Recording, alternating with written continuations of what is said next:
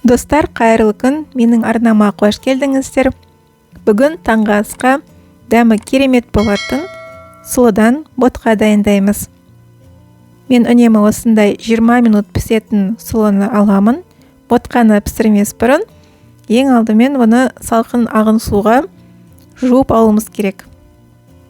Шамамен 1-3-4 қайтара жуып аламыз. Содан соң ботқа пісіретін ыдысымызға саламыз.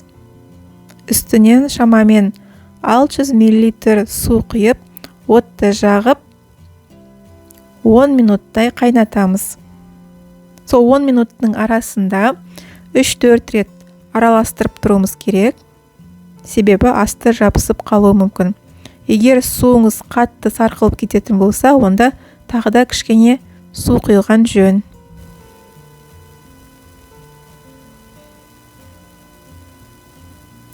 Мінекей шамамен 5 минут уақыт өтті.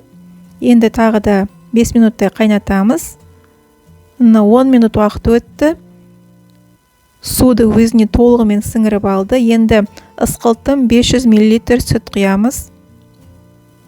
Араластырып, жарты шай қасық тұз және қалауыңызша тәтті қылып жегіңіз келсе, онда көптеу етіп қант саласыз. Мен шамамен бір ас қасыққа жетпейтіндей қант салдым. Араластырамыз. 5 минуттай қайнатамыз.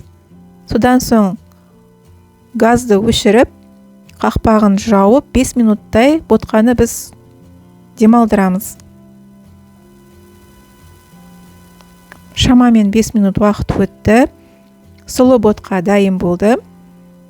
Енді ыдысымызға салып, үстіне сары май салып жесеңіз, өте дәмді болады. Маған дәл осындай консистенция ұнайды, я қою немесе сұйық емес, орташа. Достар, егер де видеоны соңына дейін қараған болсаңыздар, менің арнама тіркеліп, пікір қалдырып, лайк басуды ұмытпаңыздар. Ас болсын, сау болыңыздар.